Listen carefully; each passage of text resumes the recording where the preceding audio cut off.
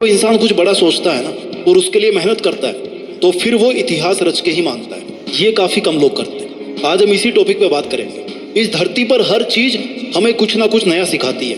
बाज जब बहुत ऊंचाई पे उड़ रहा होता है ना तो उसका फोकस अपने शिकार पर होता है। जो बहुत ऊंचाई से ही अपने शिकार को तय कर लेता है कि भैया मुझे इसका शिकार करना है। समुद्र पे है, धरती पे है, कहाँ पे है, वहां पे मुझे इस शिकार को पकड़ना है। बहुत तेज नजर होती है उसकी और फिर वो समुद्र में डुबकी लगाकर अपने पंजे में शिकार को कैद कर लेता है। ठीक वैसे ही इतिहास रचने के लिए आपको अपना फोकस अपने दर्द से हटा के अपने गोल्स पर टिकाना होगा।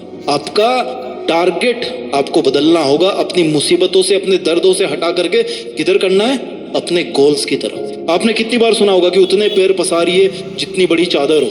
यही सीखते आए ना हम लोग आज तक। पहले तो उस बंदे को पकड़ के लाओ यार जिसने इतनी छोटी चादर बना दी, और फिर चादर को बड़ा करवाओ और फिर अपने पैरों को आराम से लंबा करके सो। अगर इतिहास रचना है तो पैरों को फोल्ड मत करो बल्कि अपनी चादर का साइज बढ़ाओ। जितना मन करे उतनी चादर बनाने की औकात होनी चाहिए। कहने का मतलब है कि डू नॉट लिमिट योरसेल्फ। आप लिमिटेड वर्जन नहीं हो, आप लाइफ टाइम अनलिमिटेड वर्जन हो। इस बात को समझिए। और आप अपने आप को लिमिटेड वर्जन क्यों समझते हो?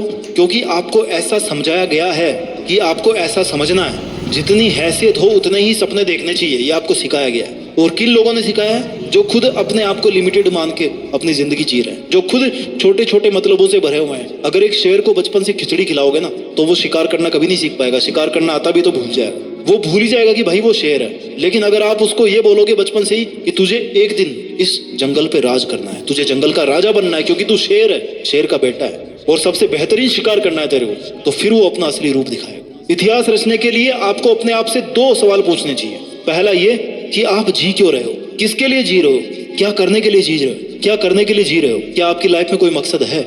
और दूसरा ये कि क्या आप जिस मकसद के लिए जी रहे हैं क्या उस मकसद के बिना भी आप जी सकते हैं। आपकी लाइफ को इमेजिन कर सकते हैं आप उस मकसद के बिना। अगर दोनों सवाल का जवाब पॉजिटिव आता है ना, इट मीन्स कि आपके दिल में वो